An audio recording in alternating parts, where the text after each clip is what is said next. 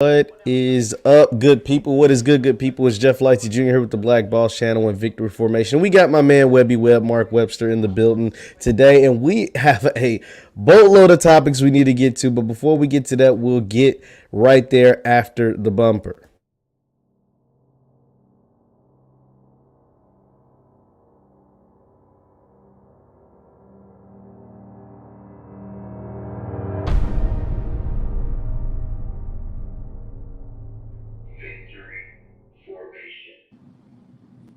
What's good people? Jeff Lightsey Jr. here with Mark Webster, Mr. Webby Webb. Mark, how's it going, man? Jeff, what's going on, man? Always good to be on, man. It's a lot of stuff going on, man. Oh my God, it's so crazy. It's so many things I want to talk to you about. But we'll start off with some NBA news because it's honestly it's one of the biggest stories. It hasn't been picked up like I thought it would, but it's super crazy and it involves NBA super agent Rich Paul and his former client Nerlens Noel. So for those of you who don't know, Rich Paul is the biggest agent in the NBA, or at least one of the biggest agents in the NBA. He represents guys like LeBron James, Anthony Davis, Trae Young, John Wall. The list goes on and on. The Clutch Sports Mafia, they're running the things in the league. But he is actually being sued by one of his former players or former clients, Nerlens Noel. Now, Noel claims that Rich Paul, listen to this, Mark, Rich Paul cost him almost $60 million. It's almost $60 million, like $58 million due to bad negotiations. I'll give you a summary of what took place. So, Nerlens Noel was being represented by a man by the name of Happy Walters. Happy Walters had negotiated a deal for Nerlens to get 4 years, $70 million in 2017 from the Dallas Mavericks, right? Rich Paul links up with Nerlens Noel at a Ben Simmons birthday party, heard about his contract and was like, yo, man, like you $100 million man. Like if you mess with me, I could get you $100 million. You know what I'm saying? Like 70 million, that's cool. But if you come over to Clutch Mafia, we can get you $100 million. So Nerlens fires Happy Walters, hires Rich Paul, turns down because he was a restricted free agent when Dallas offered this. So turned down the $70 million deal, signed a 1-year qualifying offer so he could become an unrestricted free agent the next year. And then he gets hurt. Only plays in 30 games. So obviously that offer from Dallas is gone. Them offers from some other teams is gone, right? So he signed a 1-year, $4 million deal. Then he had to turn around and sign a 2-year, $7 million deal from OKC. And apparently, listen to this, Mark. This is the kicker. This is kind of what pissed Nerlens off, apparently. He had other teams calling Rich Paul. The Clippers, the Philadelphia 76ers, some other teams. They were calling Rich. And apparently Rich wasn't taking their calls and wasn't calling them back and didn't let Nerlens know that these teams were in contact trying to get him on their roster. So after hearing that, so Nerlens, eventually falls out with Rich, fires him or whatever, and now he's suing him because of negligence and costing him $60 million. When you hear that story, what do you think of? It is absolutely chaos, Jeff. Chaos. When I first heard of it, I was like, wait, the fact that he has the balls to even go after Rich Paul is pretty, interesting. I mean, obviously he thinks he has a valid point. Absolutely. Given the fact that that's an interesting point you said, the fact that teams were calling, trying to negotiate more money for him. And this brother Rich Paul just kind of flat out ignored it, which I say, probably had, other things. It was just crazy. I just think it's just something that's really crazy that we really, really have to figure out why he did that. Now here's the thing. So here's something that I left out that Nerlens also claims. Now, all of this is what is he said versus he said, right? Nerlens claiming this. Rich is obviously going to fight against it. But what Nerlens is saying is that Rich Paul actually ignored the contract because Rich Paul makes 4% on his players' contracts, right? So if you sign a $100 million deal, Rich Paul gets 4%. What's that? $4 million. That's pretty good, right? Yeah. So if you go from $70 or $100 million deal to $4 and $5 million deals, that 4% ain't looking as nice, right? Uh-huh. Not when you have LeBron signing for $150 million. Trae Young just signed a $200 million deal. AD signed for $180 million or whatever. So those are the guys you're going to take care of first. Because that 4%, or maybe it's a higher percentage for them, I don't know. But that 4, 6, 8% or whatever you get from those deals are a lot more important than the 4 or 5% that you get from a $5 million deal. So Nerlens is basically saying like, yo, once I became, you know what I'm saying, bad goods, you know, spoiled goods or whatever, Rich Paul kind of just wiped his hands with me. You know what I'm saying? He didn't really want nothing to do with me. And so that is realistic, is it not? Yeah, it is, because given the fact, as soon as injury screams problem in any sport, so Rich Paul's looking at like, okay, I have some of the best clients in the world. Nerlens, you know, if someone you know, you're gonna be on the back seat. And some athletes understand that, okay, you know, if I'm in a spot, if I'm in a point in my life where it's like I might not be playing the best ball I have, or I might not be at 100% as I should be, I'm going to take this time to kind of work on myself to make sure I'm getting to that point. Now, however, Nerlens Noel has somebody in his ear saying, "Hey, what's up with your finance?" Like, dude, I guarantee you, it wasn't just him thinking that way. Somebody close to him was like, "Hey, this guy's making sure these guys are getting his money." I mean, you know, he's talking. You know, even Ben Simmons for you know, like getting paid, and we've seen his style of play. So Nerlens Noel was like, okay, that he talked to somebody, and that somebody was like, hey, you know what? We can get him. We can get him, and they believe that they'll be able to sue and be successful with it. Now, Rich Paul, you know, he's probably has some of the best lawyers as well. For that easily. So I think it's just kind of one of those things where it's like, you know, the younger you are, it's kind of like it's all about your status quo in the league too. Yeah. Like, he's no damn sure he wouldn't do that to LeBron or Come on. You know, Come on. Exactly. What can you do to benefit him? So, like you said, that's small percentage. He ain't worried about that when he got LeBron making 400, you know, or X amount of millions. Like it's not even worth it. I mean, hey, shout out to Smooth06 Michael. He says, say it with me, priorities. Rich Paul. Like you said, once you became bad goods, damaged goods, you went lower and lower on the priority list. Like now I got to make sure the budding star and Trae Young gets paid because I'm going to get a cut of that. And that cut is a lot nicer. You know what I'm saying? 100 million, 200 million. A cut on that is a lot more and a lot nicer than that $4 or $5 million cut. It is going to be interesting. I go into detail later, on a broadcast later, but it's going to be crazy to watch all of that play out. And I think Nerlens, if he's able to prove it, he'll have a case, right? Like I definitely think he'll have a case. But moving on, we'll move on to some NFL news. There's a bunch of NFL news that came out today. Once again, be sure to hit the thumbs up button, like, share, subscribe, and leave your comments in the chat. Sony Michel gets traded to the Los Angeles Rams. He will be probably the new starting running back for the Rams after Cam Akers went down with a season-ending injury. The New England Patriots, they kind of put Sony Michel in the doghouse the last couple of years.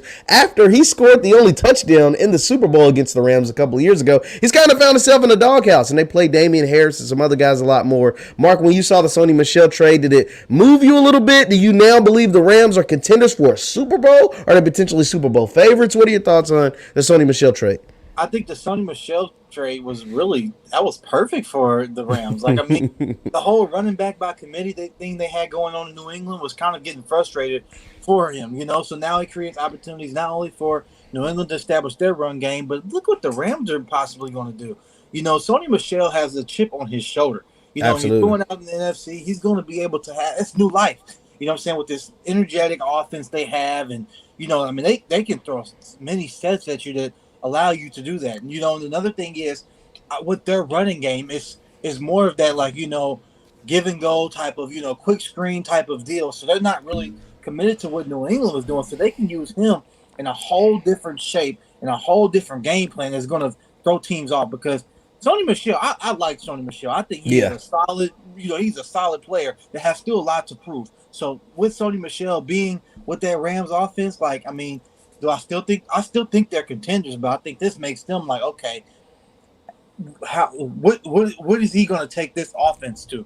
Like, you know, like, is he going to be, you know, like a 3rd and 5 type of now running back, or is he going to be able to offer these spurts that Akers couldn't offer? You know, like, just because, you know, it's always good to have different, you know, pro back sets and just different things. Now you have a quarterback like Matthew Stafford, like they can make it rip. They can let it rip. Yeah, he can make it happen. So it's like he's mobile.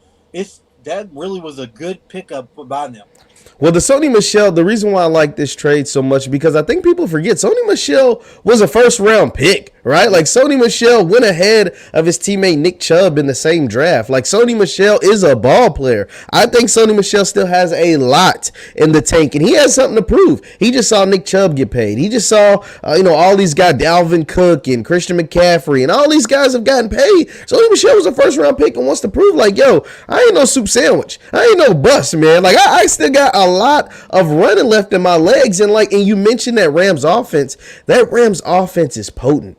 Cooper Kupp, Robert Woods. You got Matthew Stafford out there, calling the, shots with Sean McVay. And I think Sean McVay, see, the thing about the Rams this year, and the reason why I think they're a silent, really sleeper, silent Super Bowl pick, right? Because their division is just brutal with the 49ers and the Seahawks. And the NFC in itself is just rough with, Tampa Bay and Green Bay and all those teams. But the Rams are a team full of players who have a lot to prove. Players and coaches, right? Sean McVay was boy wonder when he got hired like 29 years old or 30 years old as a head coach in the NFL. And then, he was doing all these things that were innovative. He wasn't playing starters in the preseason. He went to the Super Bowl really early, and like everybody wanted to find the next Sean McVay. And then some of these guys started passing him, right? Like the guy over in Matt LaFleur over in Green Bay. He kind of passed them. And then you got some other guys that are like Sean McVay, clones, Kyle Shanahan. He kind of passed them, right? So it's like, okay, the reason why you guys have passed me is because you guys all had the quarterbacks. Kyle Shanahan had Jimmy Garoppolo and a really good defense. Yep. Matt LaFleur or Mike LaFleur, whatever his name is, over in Green Bay had Aaron Rodgers. And so what Sean McVay is probably thinking like, yo, I need a guy that can get me to where these guys is going. These guys is going to the Super Bowl, and I'm being left at home. You know what I'm saying? So I got the two best players in the world on defense, right, with Ramsey and Aaron Donald. How in the hell am I not up there with these guys? Well, I need to change signal callers. So we went out and got Matthew Stafford. So you add Matthew Stafford, who has a chip on his shoulder, over a decade, nothing happening with the Lions. Almost a decade and a half, nothing happening. You got Sony Michel, who was left to dry in a doghouse in New England. He's got something to prove. And you got Sean McVay, who's got a ton to prove to show that, yo, I'm still the best young coach. I'm still one of the best coaches in the league. So I'm out here to prove it. Yeah, and then also, we got WKU standout Higbee, like so many pieces on this team that, that Pro Bowl snubs, like all these different people that are really just going to be playing team ball. Like, it's a fresh start for the Rams. And then plus, they're hosting the Super Bowl this year, if I'm not mistaken. Yeah, SoFi, out there, SoFi Stadium. Hey, they could have some chips on like, hey, this could be history for us where we need to get to that point to be able to host our Super Bowl. So I think the Rams definitely are a team to watch, man. Like, because I was looking up, like you said, the defense though. Like, the defense come on, be killer. Nasty. Down, like nobody stopped. And then Jalen Ramsey, he's gonna back it up. Like he walks to talk. You know what I'm saying? So, and then people feed off of that energy. Yeah. So like the defensive lineman, they'll be able to feed off of what Donald and Ramsey are doing. So I think we definitely need to keep an eye on the Rams. Yes, once again, I'm talking to Mark Webster, Talk It Up Sports, Webby Web. Be sure to hit the thumbs up button, like, share, subscribe, and leave your comments in the chat. Leave your comments in the chat. That way we can get to them. So another thing out of the NFL. So there was an interesting thing from the NFL about Lamar Jackson, right? Lamar Jackson, he was the MVP. TIS, my guy. Come on, man. You always know I'm always Louisville to the death of me. So anyway, Lamar Jackson, there was this thing. It was a reporter that came out on ESPN that said NFL GMs, coaches, whoever feel like they have finally figured out Lamar Jackson and they'll be able to stop him because they got him figured out. Like they know what his game is. They know how to stop him. They know that that's beatable, that's not sustainable, and they're able to make it happen this year. So they asked Lamar. They was like, yo, there's this report going around that teams around the league think they figured you out. They think that you know what I'm saying? They know what to do, how to stop you, whatever it takes. And Lamar was kind of like, that's cute. I doubt it. What are your thoughts on NFL teams thinking they figured Lamar out and Lamar saying, it's easier said than done. Hey, man, leave this man alone, man. They're giving this man the fire, man. Like, they are giving this man everything he needs. Like, even though I am a Steelers fan, like I think that this is just the disrespect is getting out of hand though. Like, come on now, like, they are giving a lot of disrespect to Lamar Jackson, and I even seen, like you said, I've seen reports where they said like, is this Lamar Jackson's time to literally show people like, is it put up or shut up? Like, how many more years does he have to prove? I'm like, well, first of all, you didn't have the pieces for him. You know what I'm saying? He was doing a lot of stuff on his own, basically. He was saving this offense with the Baltimore Ravens. So I think Lamar's kind of got to a point where he's used to the noise. And I think it's really one of those points where, come on, man, just leave the man alone and just let him play the ball, because you're not giving that same energy to other people like Josh Allen. Like, Josh Allen's boy wonder right now. You can't say a bad word about Josh Allen right now, or Bills Mafia, Bills fan, Josh Allen fanboys just come out of the woodworks and give it to you. Yeah. So, but My Lamar, God. I think he is at a point where he's going to prove a lot of people wrong this season. Like, he's going to have a successful season, and I think he's just going to have to get used to it because of him using his legs a lot. Like, I mean, at the end of the day, that's the kind of this predicament he's in. But if you can't stop him, so what? Teams still aren't going to be able to stop him with his legs because he's too damn fast. And he's too That's why it's easier said than done. The thing about Lamar, the reason why people will never be able to get over him, right, is because, one, they were all wrong. Right, like everybody was wrong. They said he should convert to running back. They said that he should play wide receiver. So when you can't get over that initial analysis that you were wrong about, now you try to create excuses and other reasons to say why he sucks or can't do what he's supposed to do. Right, so. And the problem is all he does is win, right? All he does is win and score a bunch of touchdowns. Up until this point, as many starts as I can't think of the exact number of many starts that he has, but he has the third most touchdowns ever at his position for as many starts that he has. Only people with more touchdowns at this point of their career with as many starts as Lamar has is Patrick Mahomes and Dan Marino. That's it. That's the list. Those are the only guys with more touchdowns up until this point of their career. So, like I said, when people, the fact that they can't get over the fact that they were wrong about him initially, and that's the thing. First impressions are everything. So people always want to, they try to stand strong in their initial analysis, and they can't get over the fact that he's overcome all of that. He's proven them all wrong. So, and there's never been another guy with his style in the history of the league, right? Like, you can point to Michael Vick, but even Michael Vick wasn't as effective as Lamar as a passer, early, especially not this early in his career, right? So, Lamar's efficiency as a passer, it needs to get better. We're not going to act like Lamar is a perfect player. Nobody's a perfect player, but he definitely needs improvement. But the fact that you can try to come up with this, oh, we finally figured him out now. We finally, like, they've been trying to figure him out. Like, when they also said that? They said that when he was in, Pop Warner, when he was the best player in Pop Warner. Then they also said that about him when he was in high school, and he was like one of the best players in high school. They couldn't stop him in South Florida. Then they said it about him in college, and all he did in college was win a Heisman at a school that never won a Heisman before. That's not a national power. That's not Ohio State or USC or Alabama. This is Louisville. You know what I mean? Like, they're not a national power. And then they said it about him when he got to the league, and all he did was win unanimous MVP his first year starting as the starting quarterback. So it's like, none of it makes sense, bro. Like, when are you going to get the fact that, yeah, he might have a bad game or two. Everybody does, right? But to say that, oh, we finally figured him out, like, you're going to have to show me that, because through 3 years, I haven't seen it. Right. And then, Jeff, I tell you this, man. You know dang well, if the Baltimore Ravens don't make the playoffs, if Lamar magically just, like I said, I'm not saying that they won't, but I'm just saying, like, if they magically don't make it, if Lamar has a, somewhat mediocre, season, and let's say other quarterbacks start to have like a really better season, that they're going to be right back in the ear. He's just like, come on, man. Lamar.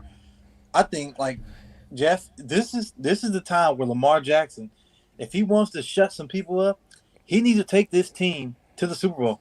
He has to. And he can do it. He can do it. They have improved the weapons on the outside like crazy. They went out and got Sammy Watkins for whatever, whatever that's worth. They drafted Rashad Bateman. I think he was suffering a little injury. I think he's going to come back. But the guy that people aren't talking about that I think can be a really, really good player for Baltimore is their other receiver that they drafted, Tylan Wallace out of Oklahoma State. I watched Tylan Wallace and Chuba Hubbard play a lot at Oklahoma State. I don't know why. I just saw they were really dynamic, and I saw a lot of their games, and Tylan Wallace can play. Like Tylen Wallace is a ball player. Like he slipped to the third or fourth round whenever they got him.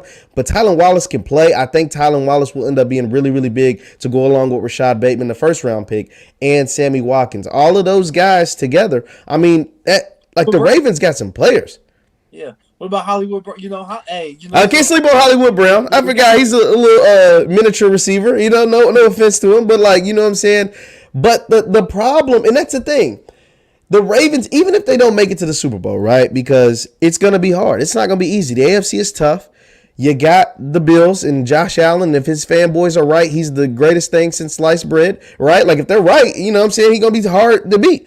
And you also got that dude up in Kansas City. I can't act like them boys up in Kansas City ain't who they are, right? Like, I ain't gonna act like they are who they are. They are who we thought they were. You know what I'm saying? Like they are the truth, and they upgraded their roster. They upgraded that offensive line. Clyde Edwards-Helaire is battling a little injury, but they play running back by committee anyway, and their outside weapons. I mean, Tyreek Hill's still there. Travis Kelce's still there. Yeah. McCole Hardman is going. I think he's going to step it up and fill in where Sammy Watkins left. So the boys out in Kansas City can still play some ball. But what about? I see you got the terrible towel, man. What's Pittsburgh looking like this year, man? I gotta ask about the Steelers. They're one of the most popular teams in the league. What's up with Pittsburgh Steelers? What's the reports coming out of camp?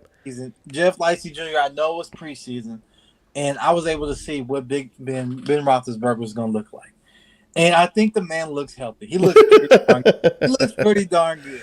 So, you know, I'm pretty high on Pittsburgh right now, just as far as like, you know, like I said, I'm not going to get into the whole Super Bowl thing right now, but I do like what I saw. I like Najee Harris. He's a freaking stud. Like he is the grace and saver of the Pittsburgh Steelers offense.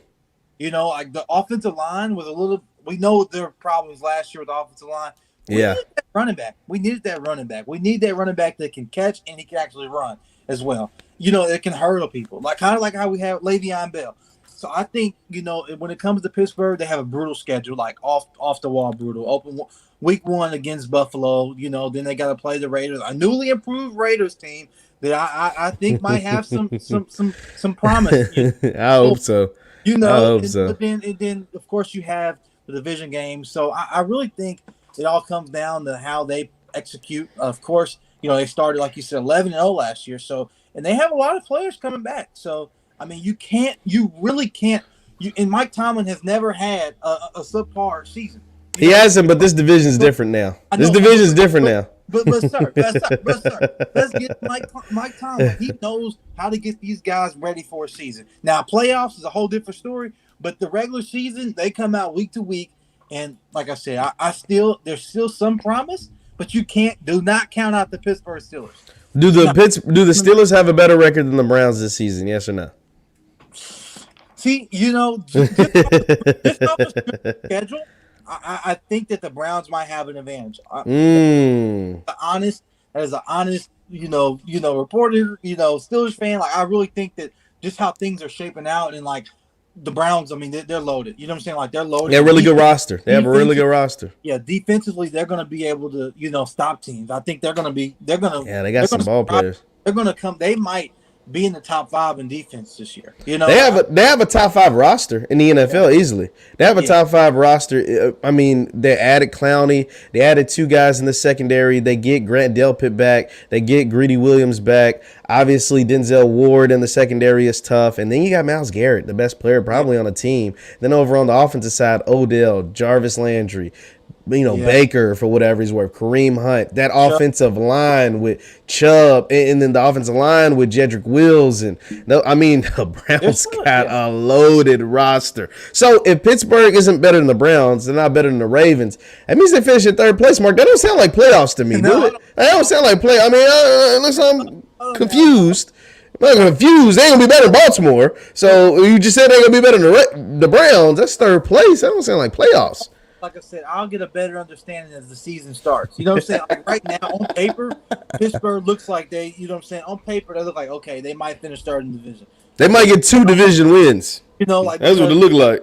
Exactly, because on teams like the Browns and teams like the Ravens are licking their jaws, like they're licking their lips, like, hey. And I see, you know, Beck, come on now. Come on now, man. Come on now. But like I said, that's just the nature of the beast. You know, every dog gets their bones, and these teams are starting to get better. and it all comes down to quarterback play as well too. So Yeah, so I mean, it's going to be interesting. It is going to be interesting to say the least. Mark, I wanted to ask you about this too, right? So the ESPN made the announcement that that Max Kellerman is leaving First Take. He's going to take an expanded role. There's rumors that Stephen A. Smith kind of wanted him out, said they didn't click, they didn't, the debate show wasn't the same, hasn't been the same since Skip left. But there is an interesting candidate to replace Max, maybe not on a full-time basis, but on maybe a partial time basis, and that is Michael Irvin. ESPN might sign Michael Irvin to spar with Stephen A. Smith on First Take. So we've seen Michael Irvin on First Take go at Stephen A. Smith. We made some viral moments where Michael Irvin was sweating his, sweating out his suit and doing all of that in Dallas. And we know how Stephen A. Smith goes back and forth about the Dallas Cowboys. So what are your thoughts on Michael Irvin potentially being a sparring partner for Stephen A. Smith on the famous First Take morning show? So Jeff, it all comes down to ESPN definitely had a couple conversations, and they were looking how their viewership is shaping up to Fox, and they see that Skip and Shannon have been they've been racking it up on social media. They take all this stuff into consideration. So Absolutely. I was like, okay, Skip Bayless has a nice following. Shannon has just went off the roof like just nice following. So right now, people might like Undisputed better than the First Take. So ESPN, I feel like, went to the drawing board and was like, hey, Max and Stephen A, the chemistry it might have been there, but we need some more and we know how much like you said, we know how much Stephen A hates the Cowboys. So getting the Michael Irvin on that show, I mean, that's just unbelievably like content for days. Like that's just imagine how many viral memes like of Stephen A is gonna come in with a cowboy hat and throw it down and just start talking mess. Like that's the conversation and dialogue between those two is kind of what ESPN feels like. Okay, this might be it. Not what they're missing. So it feels like what they're missing. I think one of the things that I read, and you brought up Skip and Shannon, and one thing about Skip and Shannon, it's really natural, and they have moments on the show where they like really get pissed at each other, right? Like you lost the game, it's my turn.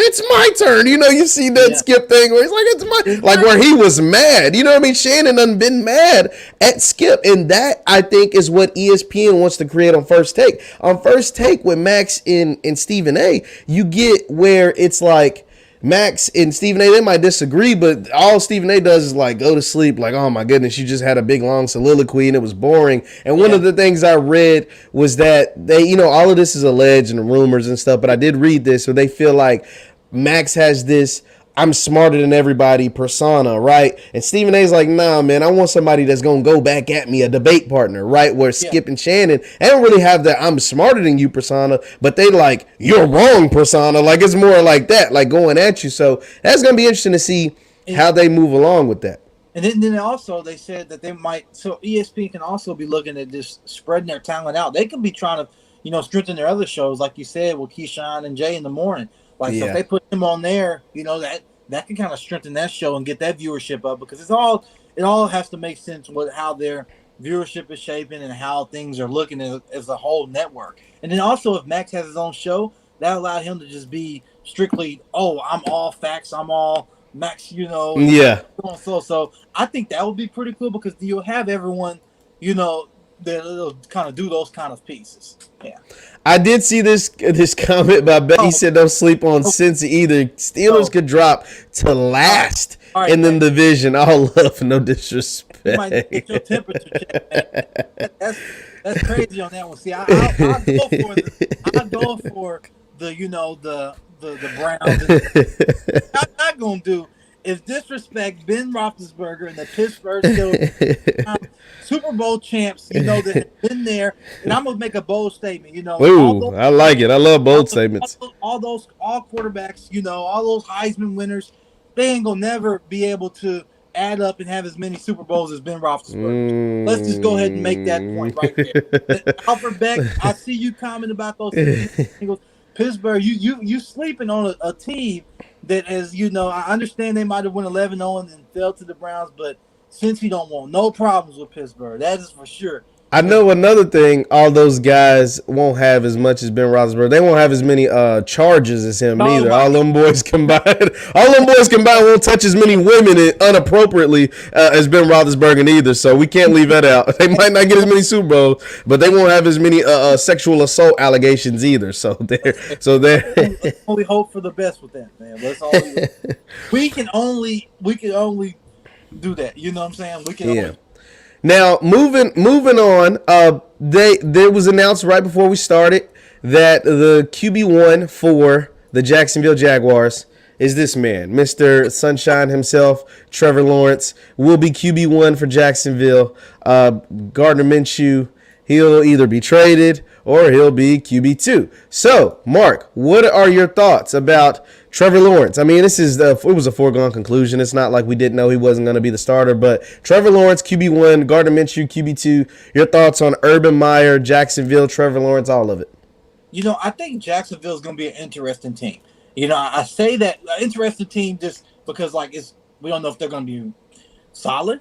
We don't know if they're just going to be completely trash again. They're going to be trash, bro. Like, they're going to be trash. I can tell you. So take that into mind. They're going to be trash. Okay. Now go. Because they're not going to be good. Let's go with the scenario they're trash again. Trevor Lawrence, they call him the big Peyton Manning. I know Mason Nuts and told me he's like, Trevor Lawrence reminds me of just the big, Linky Peyton Manning, So we'll like to see how, how he shapes out week 1, against the Texans and see how, their game style. I think they can probably get 5 wins this season. I think 5 wins. Yeah, No, I sir. think they get 5, man. No, sir. I think they'll be able. They're gonna win an upset game that's gonna surprise everybody. They're gonna win a game that everyone's like, wow. And they might. Jacksonville did that last year and then lost 15 straight. Yeah, exactly. They won the first game of the season and then lost 15 straight. And then, so I think on the offensively, it's kind of sucks. Travis Etienne Jr. Being able to out for the whole season. That's such ETN, yeah.